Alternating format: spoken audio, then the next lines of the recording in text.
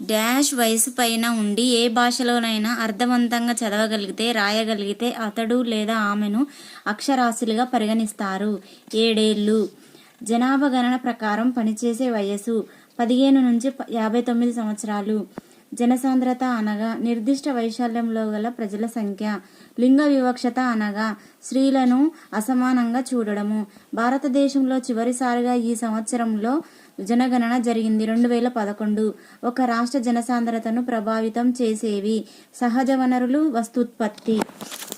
అక్షరాస్యత శాతం అంచనాకు పిల్లలకు నిర్ధారించని వయస్సు 7 సంవత్సరాలు. ఒక ప్రాంతంలో ఒక నిర్దిష్ట కాలంలో ప్రజల సంఖ్యలో మార్పుని ఏమంటారు? జనాభా మార్పు. ఉత్తరాది మైదానాలలో అధిక జనసాంద్రతకు కారణం కానిది బీడు మరియు చౌడు నేలలు. పునరుత్పత్తి కాని వయో సముదాయము 15 to 59 సంవత్సరాల వారు. ఒక ప్రాంతంలో జనాభాలో